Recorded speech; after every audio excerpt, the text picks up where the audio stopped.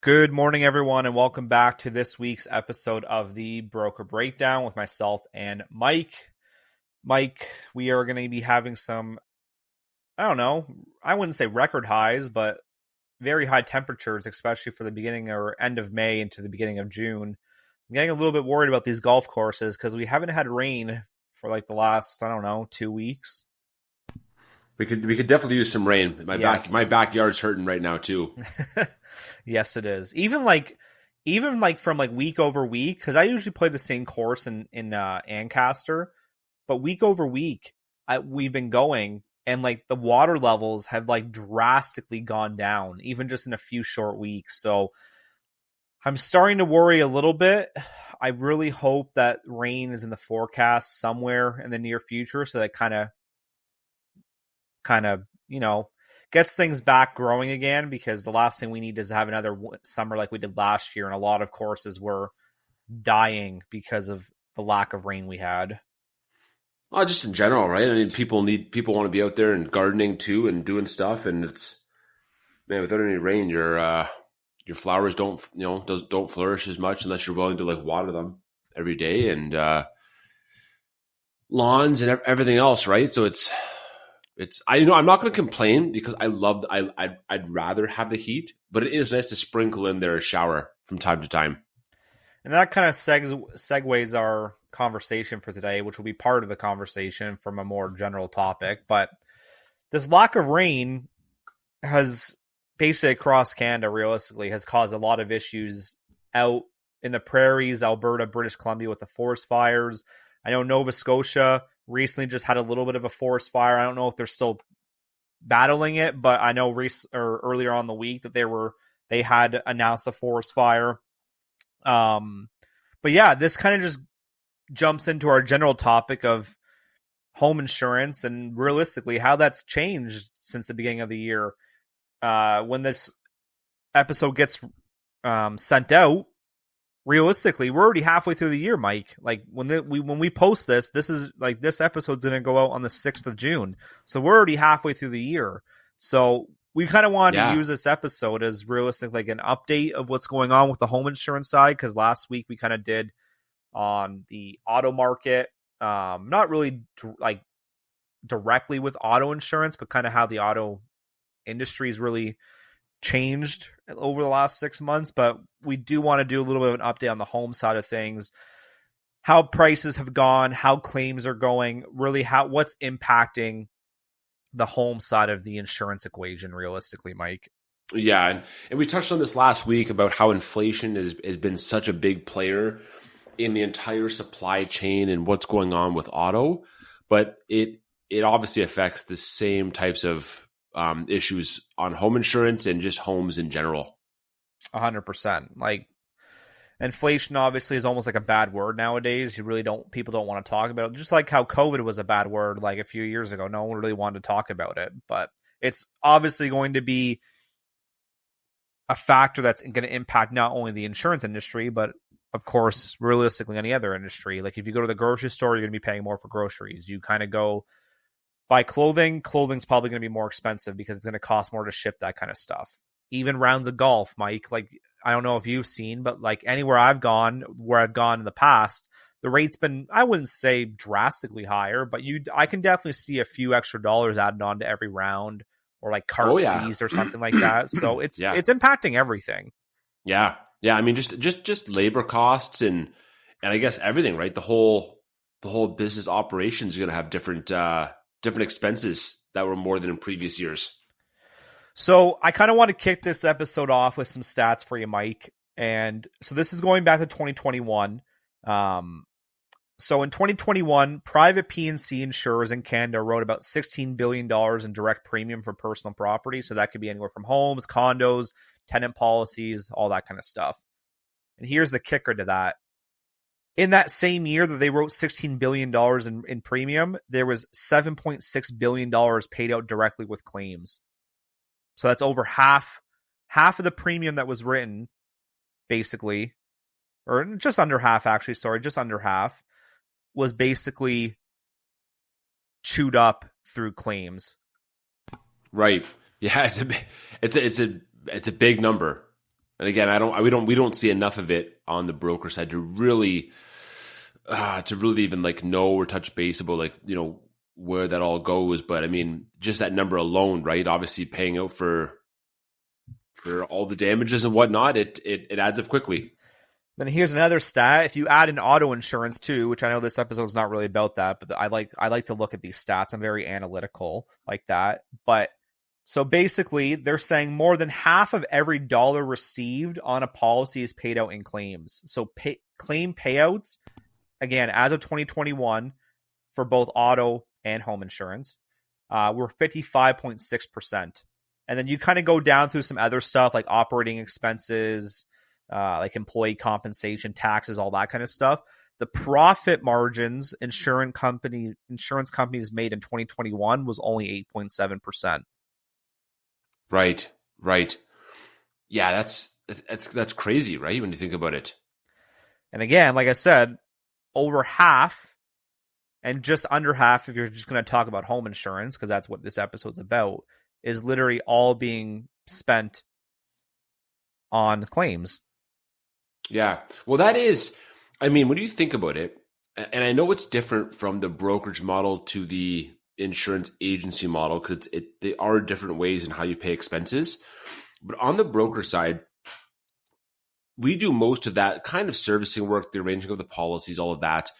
But the insurance company does have to pay for, you know, all of their employees that are help adjudicating in claims and adjusting in claims, stuff like that, as well as all the people that are doing the back end work as well. So the actual the biggest expense is going to be when a claim happens, for example, like how much is it going to be, right? And we mentioned that on the auto side about how vehicles are just so expensive nowadays, so thefts are so high, but that's no different on the home side, from fire losses to water losses to everything else. The average claim is going to be more money than it was in previous years.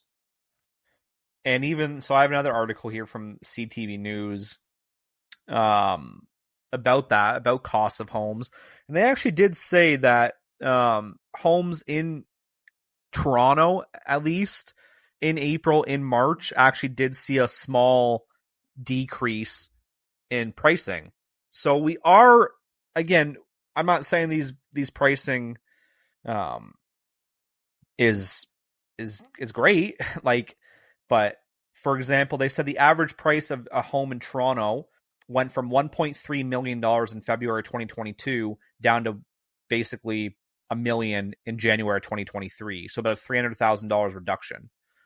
But again, is this going to be sustainable? Like, because realistically, yes, we did see that in April or March and April, but from any of the realtors I'm talking to, and again, this could be just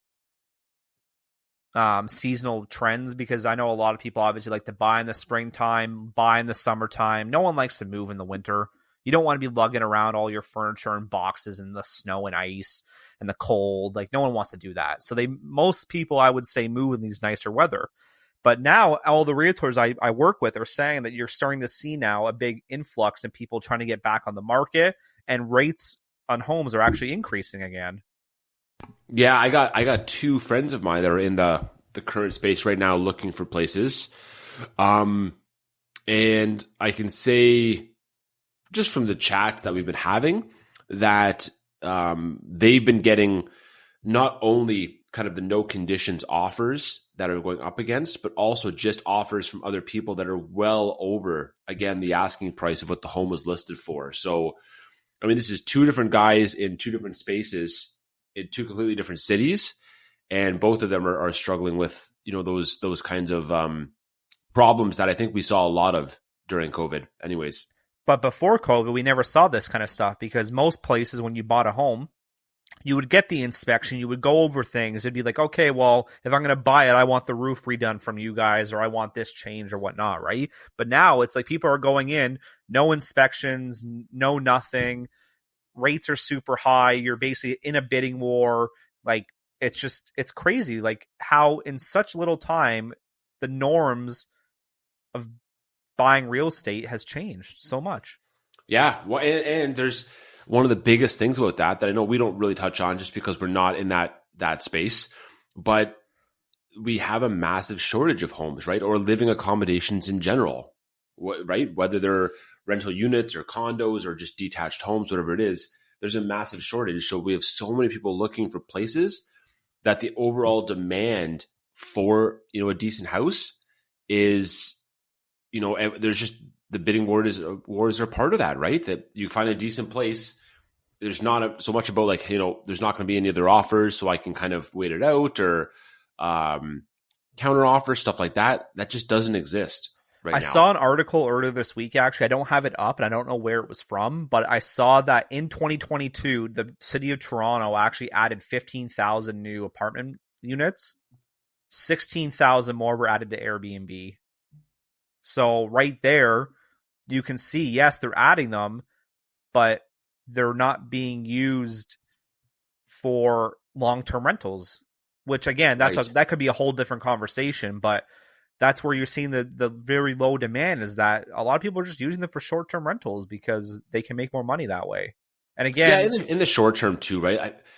There might become a time when, like, if everyone is investing in short-term or long-term rentals, I mean, there's got to be a point where, at least I would think, where that supply is too much. Like, there's not the same demand. So the overall pricing model has to come down with competition, right? So with time, but I don't know. I mean, I guess time will tell. I'm not, I don't have those things, but I mean, there's got to be some kind of breaking point, because I don't think the average person is going to, can afford $2,000 plus in rent, right? The average person, let alone anyone that's below that. But just think, like, look at what Hamilton's done and what a lot of other cities and towns are looking to do to add that extra tax onto properties if you are using Airbnb. So that is going to be a big deterrent, especially if other cities and towns jump on that trend where they do that, where they hope that it's going to bring down the amount of people that are using it as Airbnbs and just rent them out long term so people can actually live in them. But again, that's time's going to only tell, right? Right.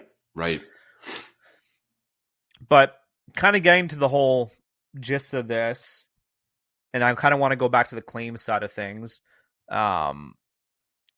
We've seen a huge change in claims even the last decade. So another stat for you, Mike. Over the last decade, we've seen the amount of property claims increase by 36%.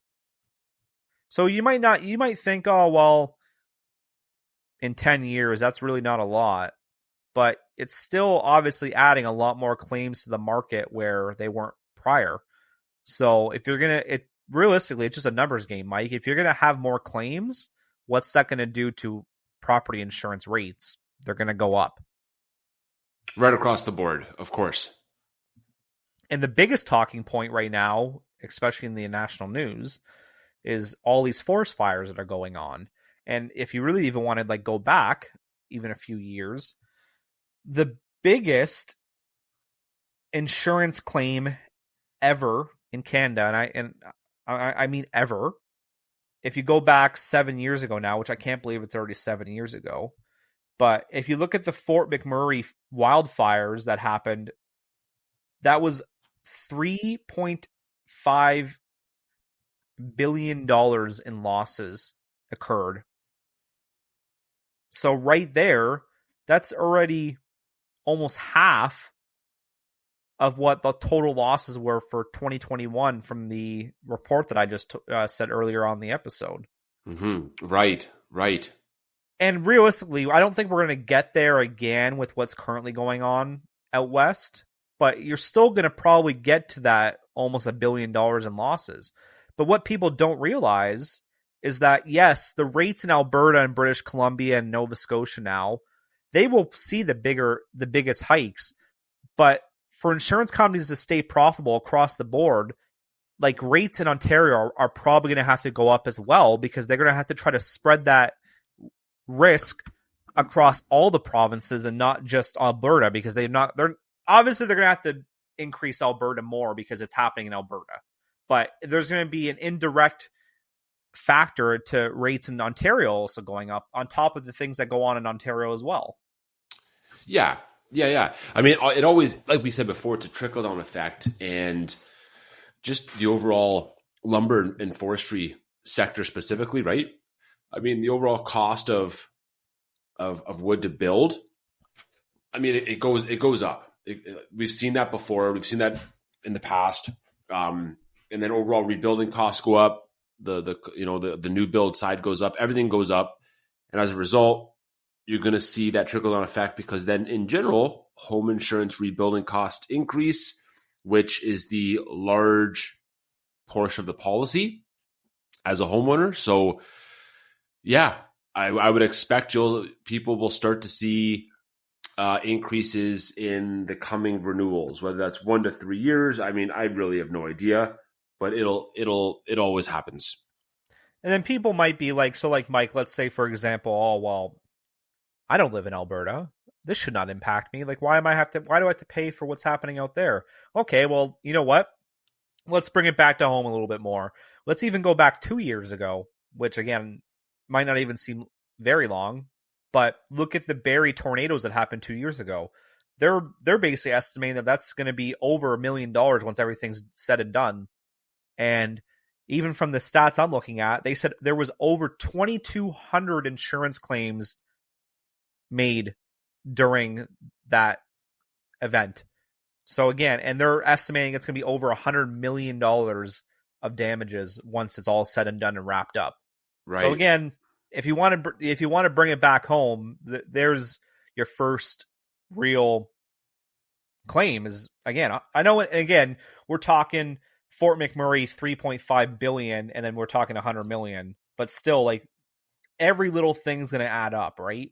Every little kind of claim is going to add up and get to that point where it's going to start impacting people. And like I said, it might not be directly like we're seeing now, but again, it's not like we're prone to not having these events.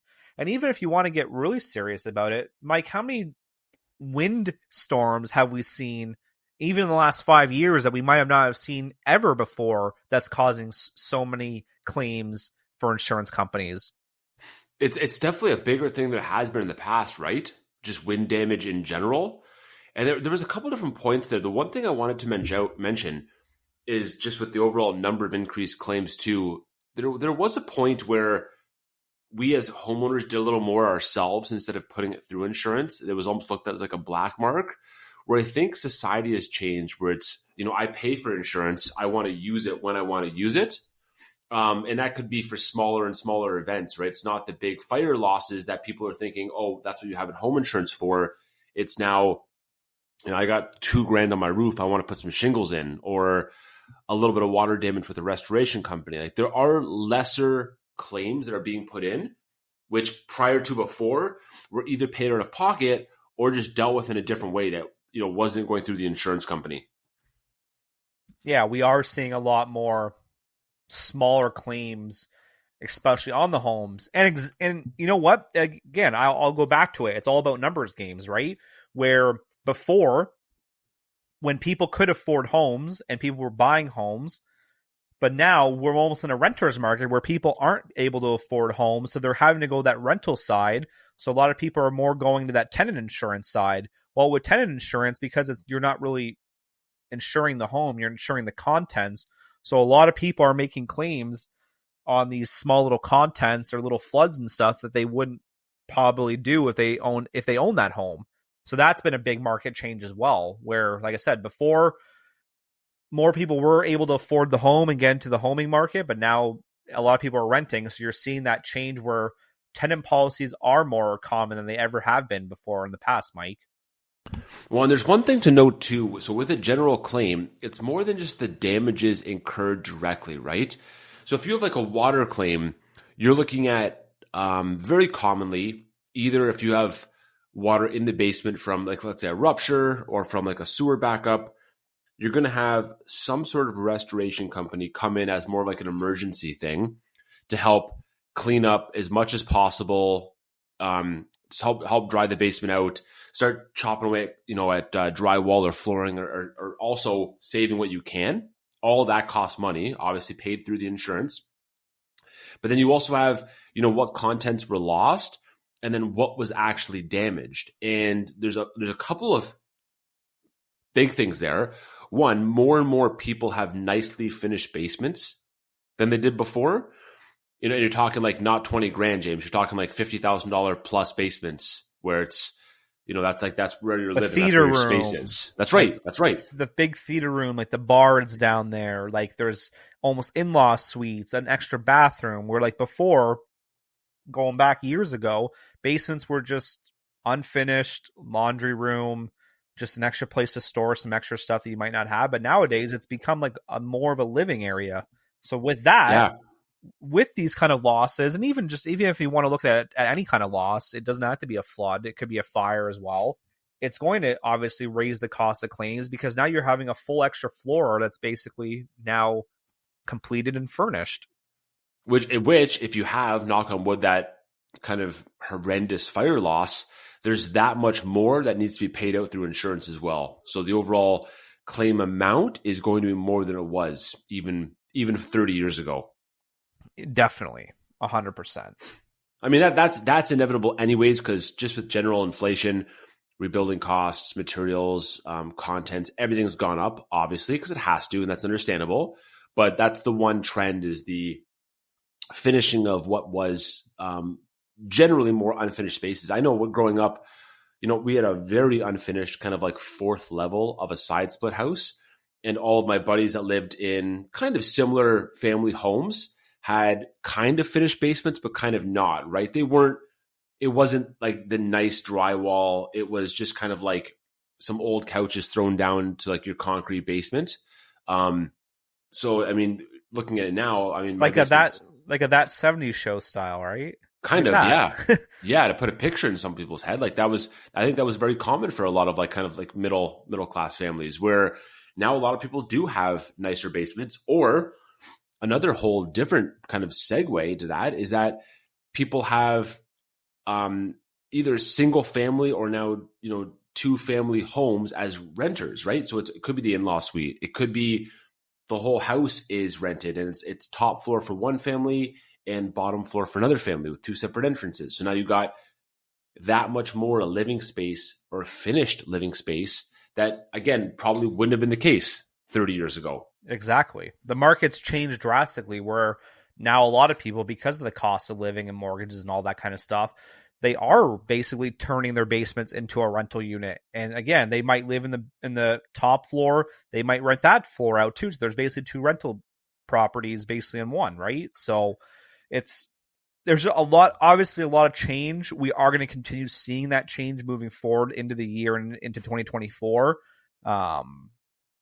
It's just, like I said, it's going to be interesting to see, Mike, where we go from here, because how, I don't know, like eager, I would say, government and builders want to be on trying to get, they say, 1 million homes before 2030, I believe it is, built in Canada.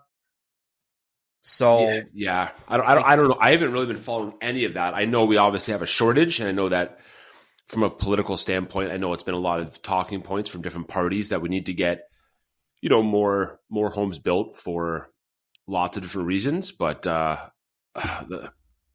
who knows what the timelines are for that, I guess would be my point. And here's always been my kind of touch point on this, and I think I've talked about this briefly in another episode, but if you want to make homes affordable, why are you building these massive subdivisions that the square footage of these homes are like averaging out at like 3,000 plus square feet? Why don't you like chop that down to like half and build a 1,500 square foot home and build two on the same lot instead of building these massive mansions that no one can afford? Like there's like, that's done right there. That's solved your problem. But the problem is that everyone wants to live in these massive homes, and for what reason? Like realistically, to me, yeah, like a bigger home is nice, more space and everything. But just think, you got to clean it. The property taxes are higher. Your electricity, water, all that kind of stuff. Your utilities are going to be higher. Maintenance is going to be higher. And I find a lot of people that I talk to nowadays, they would almost rather downsize what they're currently living in than go stay in their current home or even go higher. So I just don't Right. understand from like a builder aspect or like a government aspect, why aren't we focusing on, a little bit smaller homes? Like every home does not need to be 3,000 plus square feet. Yeah, I think, I think the GTA has a big play in that because obviously there's lots of money and a lot of builders out that way. There's lots of down in Niagara, James. We have lots of like townhouse complexes being built, things like that, where it's you got your 12 to 1,500 square feet unfinished basements, like those type of models, which I think works. That's more appropriate. The problem is that they're still so expensive, though, right? Like it's still even brand new builds. Like there's like nothing under 500,000. Well, I think we were talking off the podcast. I think it was last week there. And I was saying to you, like, even look at for your case, like how long you've owned your home, what you bought it for, and what you probably could get it for today. And again, that's only been, I think you said it was like just over 5 years or just less than 5 years. Yeah, so, just a couple of years. Yeah. Yeah. So look at it from that perspective. Like you've invested this money and now you're basically almost double your investment in less than 5 years. Yeah. Yeah. It's a crazy time. You know what? And that's the one thing that I think we talked about this before, but one thing to note again, this is super important, is that the cost of what you kind of buy a house for is not going to be the same as that replacement cost on a James too, right? And that goes back to our claims thing and kind of the whole episode is that the replacement cost needs to be appropriate. Don't get me wrong. So square footage, year, construction materials, basement, bathrooms, a couple of those talking points. But yeah, people need to make sure that it's adequately insured because the last thing you want, especially with inflation on insurance, is your home being underinsured, right? That's such a dangerous point to be in. And you won't necessarily know. I mean, I guess you hope your agent or broker has led you down the right path of asking questions to make sure it's in that ballpark because insurance companies do have, clauses in place where it needs to be to value, right? You can't insure a 2,000 square foot home at 1,000 square feet because you're clearly misrepresenting that house. And that's why they have those like inflation marks, like especially on the rebuild costs. Like you'll see if you take your last 5 years of your home policy and you look at it, the rebuild cost has probably gone up a little bit every single year because that's basically to protect against inflation, right?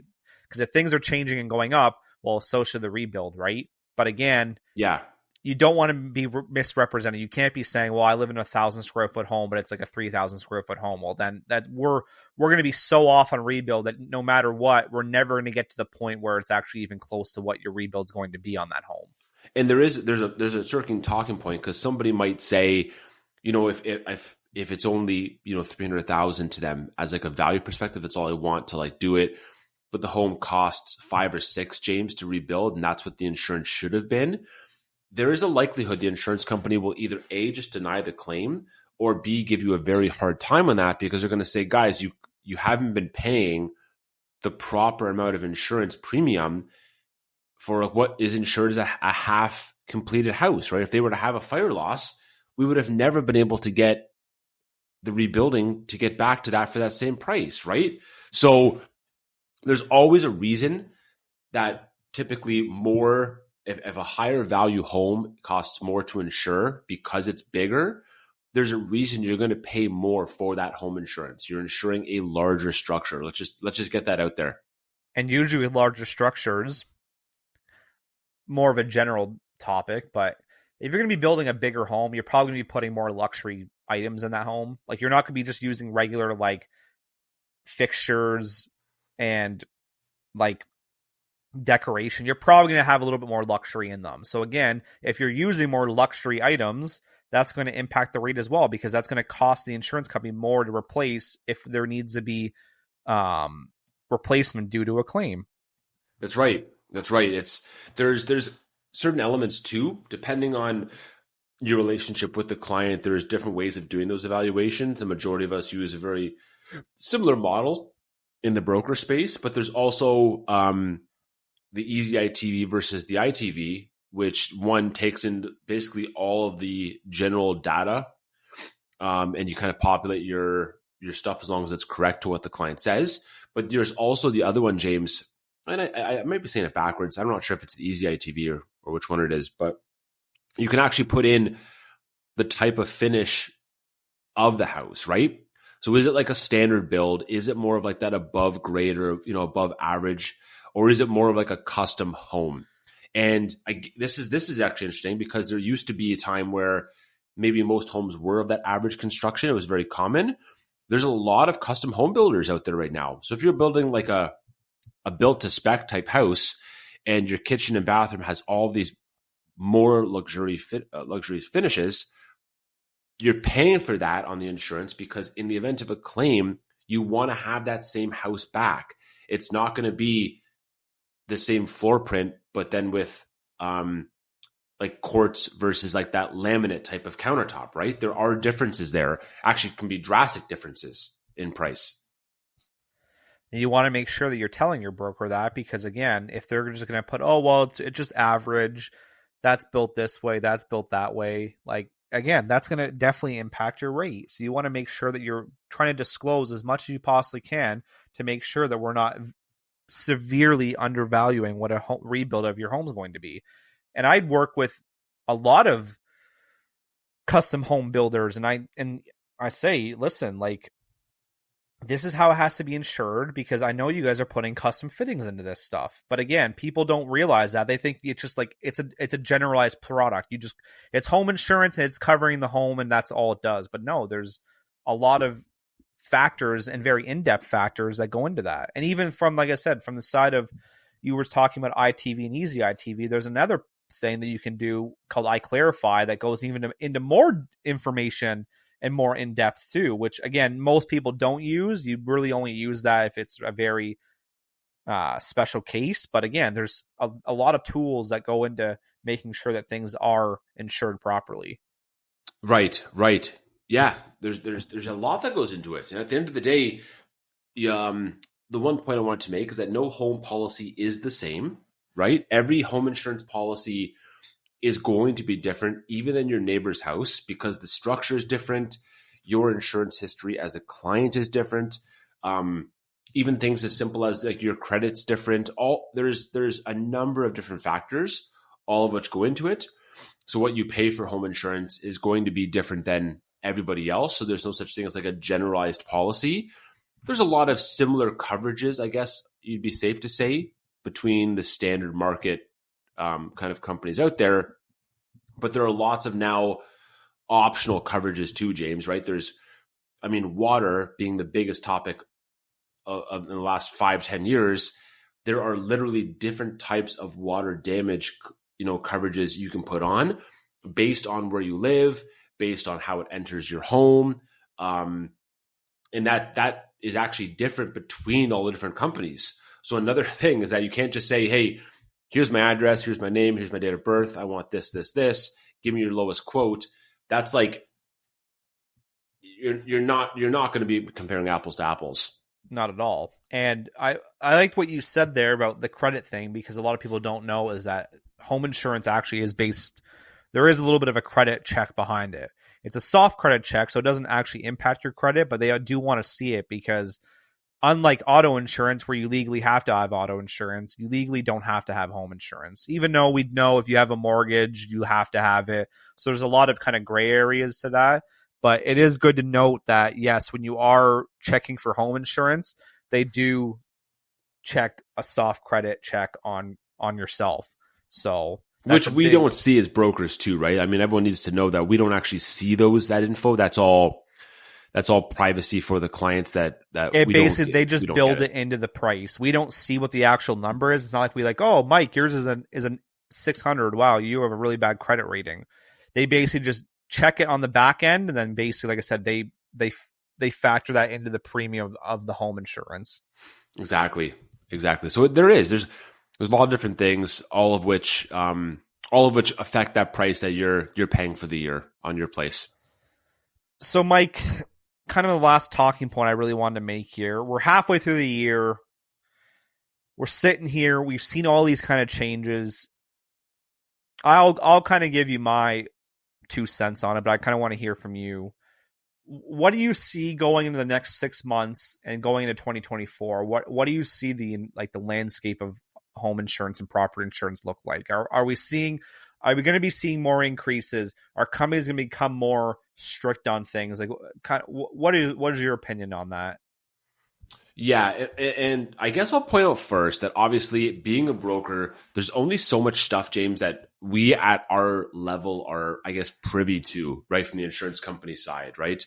So with that in mind, I would say if I had to take just a shot in the dark, I would say we're going to see increases in the next year, probably even the next 2, just with what's happened in the first 2 kind of quarters of 2023. We're getting, what is we now in? Yeah, I guess again to the end of Q2, right? Yeah.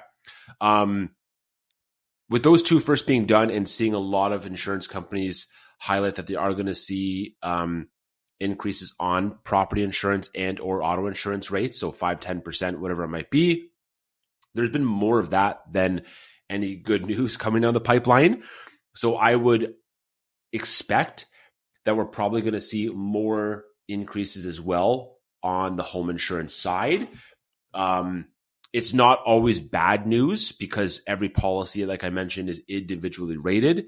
So at the end of the day, if you're a client that's with an insurance company that kind of wants you, and that's a mutual, it's kind of a mutual arrangement where you have a good risk, they want you, they give you a good price, and that does happen with a lot of people out there, and they want to maintain you, as we say, you shouldn't necessarily see a massive increase. Or if it is even a little more than you might have expected, it's probably not the end of the world because it just might mean that you were paying maybe less than you should have the year before. So I guess what I would say to wrap that up is if you're seeing increases, it's not the end of the world. I don't think we'll see reductions on home insurance this year. And if they are, they'll kind of be those outliers on the chart, right? As a general rule of thumb. But into 2024, I mean, that's 6 months away. It's going to have to, I mean, in this next policy year, if your policy is renewing anytime now for the next year, which they obviously do renew annually, I would think you'll probably see a little bit of an increase on your insurance is what I would say. I would agree with you. And I know I said this last week, but I think over the next 3 to 5 years, you're going to see rate increases. And the reason why you're going to see this rate increase is because, one, companies took rate freeze since COVID. So they didn't increase rates. Inflation came along, made that even worse because not only are they behind because of the rate freezes, now they're behind because of inflation. Well, inflation's also impacted every other industry on planet Earth as well. So if every other industry on planet Earth is going to be impacted, their rates are going to go up for literally everything. So we've seen new car prices gone up, used car prices gone up, servicing on your car has gone up, home prices have gone up, utilities have gone up. So that, in fact, is going to obviously impact the insurance side of things as well, because if everything is changing there, it's going to change here. So threefold, they are so far behind that they have to get back to where they need to be so that they are back to where they should have been prior to doing all these changes. But they can't do it all in 1 year, Mike, because if they did it all in 1 year, your rate would probably go up 50, 75%, if not more. So they obviously are not going to do that to clients. On the flip side of things, I know we've sort of started to see it. I think home insurance is going to become more restricted. And the reason why I'm saying that is because even if you're looking at these numbers and you're basically paying out almost half of your premium into claims, I think companies are going to get a lot more picky on what they take on for risks. And we've already seen it because how many companies now, Mike, do inspections on homes? Yeah, I don't know. I don't actually get that many that do. Really? Like, I don't, once in a while, but I think that goes back to the appetite thing. I think it's, what type of home it is and where it's going to as a market is where you're going to see more of that inspection thing. Or as a general rule of thumb, if the home is give or take, 100 years old at this point, a century-old home, there's going to be a higher likelihood that they're going to want to do an 100%. inspection. But I'm talking more like even homes that are 50 years old are being pulled on inspections on with some companies. So I think moving forward, I think you're going to see more of those restrictions. I don't know what those restrictions are going to be, but I think that that's going to come down the pipeline. Another big thing I think is going to have to change, which again, consumers might not really care, but I think from us as brokers are going to have to be worried about, is the rebuild limit that we're allowed to write with. Because with these homes increasing in price and the rebuilds going up, and we know that we have rules where you can't, like companies will only take on like $1.5 million. If the rebuild's higher than that, you have to get approval, all that kind of stuff. I think that's going to have to change as well, because with how high rebuilds have gotten, if you're looking at any of these new homes are going to be close to that, if not above that. So I think companies are really going to have to like review that and be like, okay, well, if rebuild has gone up this much in the last little bit, like we have to change what we're going to allow brokers and agents to write before we have to review these kind of things. Because imagine having to review literally every policy because it's the rebuild cost is higher than what the company wants. It's going to be a mess to do that. Yeah, that's something that definitely have to be addressed, because those underwriting guidelines have been around for a long time, and they really haven't changed. They have not changed since this whole pandemic has happened. So we're really creeping close to a lot of these companies basically saying on regular homes they will have to review them because they're, I don't really know what they call it, their risk management level is getting close to being able to insure a home because of how high the rebuild is. Well, a lot of standard market insurance companies, I know from making phone calls and doing seminars with them, a lot of them aren't necessarily a fan if it's over even the $1 million mark. Like, kind of like those standard ones that we work with anyways. $1 million on the rebuild is not too far-fetched to see nowadays. A lot of decent sized homes are in the 8s and 9s already. So a little bit of inflation over a couple of years, you could argue you'll get over that point very simply. But yeah, I mean, that number, I think there's going to have to be a little bit more openness from the companies to kind of, increase that number, but also provide brokers a little more of that binding authority to say, if it's built in the last 20 years, if it's hydrant protected, if it's, if it's going to have all those updates, there's not really any problem. It's just the fact that the home itself is a larger square footage. So you're looking at more rebuild. I mean, I think there should be accommodation basis based on the type of risk it is, instead of it just being a flat out, if it's over $1 million, it's not really in our appetite sort of conversation, James. That's where I would say, because I've had that before in the past happen. So I hope that comes down the pipeline. But again, that's time will tell, because I don't make the rules. I kind of just follow them. Exactly. But yeah, that's kind of my 2 cents. I think, like I said, rates are going to go up probably in the next 3 to 5 years. You're really not going to see much of a reduction in them. Like, for example, even myself with my policy, like my policy went up $2. It doesn't really matter, but again, it still went up. I do think you're going to see a lot more restrictions on what appetites companies are going to have for homes. And I do think they need to address the rebuild amounts, because we are creeping very close to the times or the limits that a lot of companies say they don't want more than that. But again, in today's world, it's not too far-fetched, so we see these limits being more common than ever before. So I think that might be a little bit of a review that insurance companies probably need to make probably the next 2 to 3 years to make sure that they're not rejecting homes that they really shouldn't be rejecting just because based off of how rebuild costs have gone up. So that's kind of my 2 cents on it. The one final thing that I'll say is my final thought, because I always think about this and I want to make sure that people are aware, or at least know, is that with inflation, everything has gone up, right, James? We've noticed that on literally across the board, from everything from the pumps to food to building materials to literally almost everything, clothing, everything's going up.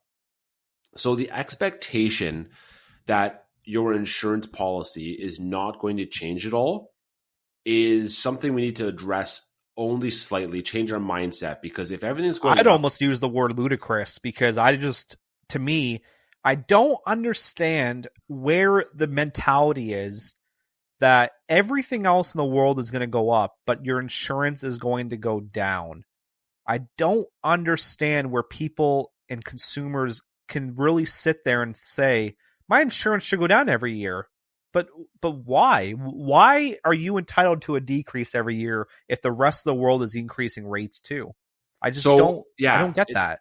It's a societal thing that's happened where over the last, let's just say 50 years as a number, there was probably an expectation through these like softer markets that as you get more licensed, longer license, more insurance history, no claims, no tickets, you've done all the proper things. There was almost an expectation at your representative level to say on renewal, we would expect a reduction, James. And this is like, I'm not saying this for us, I'm saying for the last 50 years, people have been told that by their agents, by their brokers, by just general friends and family in general. So everyone thinks the longer you've had insurance, the lower your rate will go. And that's very true to some respect. Which isn't far-fetched. But realistically, after like 10, 15 years, it's really a right at that time. It's really not a factor anymore. After you've been insured and licensed for 10, 15, 20 years, it doesn't matter if you've been insured for 50 years. Like realistically, it's really just going to come down to what the market's looking like. And if you look back 50 years ago, the market was literally so soft. You literally could do anything you wanted to. Even 10 years ago, 15 years ago, you could literally write business with any company and any company would take anything you sent them because the market was so soft and they were open for business, they would like to say. But now that's completely changed. Companies are so picky with what they want and they say we're in this free market, air quotations, free market, but we're really not. We're really not in this free market where you're allowed to go anywhere because they have all these restrictions. Right. So that's what I kind of wanted to say was that in general, though, if everyone's saying that, on renewal, we expect a reduction, that's what you've heard for 10 or 15 years. When you see an increase on your renewal, your brain goes back to the fact that last year your representative told you would see a reduction if everything stayed the same. So it might have been more of, and I'll use it as more of like a retention type topic to say, hey, we can retain more clients by mentioning this is a general rule of thumb. The thing that I like to say as an option is when a renewal comes in and I've looked at it and it's like, okay, there's been a little bit of change on the auto. It's gone down a little bit, but the home's gone up and it kind of offsets a little bit. Let's look back over your last couple of years and see where else it was, right? So if it was a couple of dollars higher the year before, or if we saw this, maybe that's still the right insurance company. It's just unfortunately the wrong time. So let's wait a year and see. If on the following year, James, we see another increase and it's not really warranted in our eyes from the broker's perspective and the client, we can then say, hey, do you want us to shop this? Do you think it's beneficial of moving? Or is there still a little bit of loyalty that you hold to so-and-so insurance company? And that goes a long way with people because like we've said before, if everything is only based on price, then you can go online and look through literally dozens of insurance companies that are online that you'll never have to speak to ever again that can sell you a policy, but there's not as much value there, maybe in you could argue. So if it's just price, it's going to be a tough conversation. There's got to be more value. There's got to be more meat and potatoes to it. And that's the way that I approach renewals with people. And you know what? I say this to every single person I talk to that talks about price. Everyone wants to save money, but you get what you pay for. If you cheap out on certain things, it's going to come around and get you at some point. And that's the biggest thing. Why are you going to pay for something that's never going to be used? Like, realistically, why are you paying for something that when you actually need to use it, you don't even have the right amount of coverage that when you need to use it, it's going to benefit you?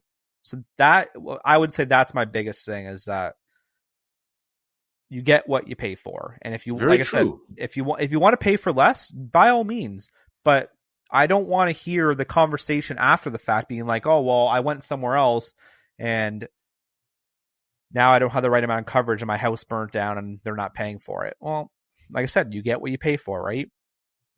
Agreed. That's a decent way. That's a decent way to end the episode, I think, too. The cold, honest truth, Mike. That's what I like to call it. Yeah, agreed. Knowing who you're with is important and trusting that person. But again, we appreciate you guys tuning in this week. Like I said, this will go out next week on the June 6th. Every Tuesday, 12 p.m. Eastern Standard Time. Make sure you follow and subscribe on whatever streaming services you guys do tune in on, so you guys never miss an episode and you guys are notified every time we post. So you guys are one of the first people to actually listen to the podcast every week. And again, we would like to kind of get back to, we want to hear more from you guys. Like, if you guys have thoughts, opinions, ideas for episodes, definitely reach out to us. Because again, like, it's me and Mike obviously work in the industry. We're seeing things and how we see it. We obviously like to bring more people on. Like, that's why we like to have more people on, is because that kind of gives us a different viewpoint on things. But if there's things that you think, oh, you know what, like this would be a great episode, or we have questions on this, or maybe answer this in the next episode, we'd like to kind of start adding that kind of stuff into every episode, where we're maybe answering some questions, doing like a Q&A section or whatnot. So yeah, keep that in mind for future episodes. If you guys have questions or concerns, or want us to do certain things, or have anything you guys want us to answer, just reach out to us. We'd be happy to add it into an episode in the future. Yeah, I totally agree. And a little bit more of that community too. We love it. So it brings up things that we sometimes overlook as well. But thank you guys for tuning in this week, and we'll check you guys next week on the Broker Breakdown.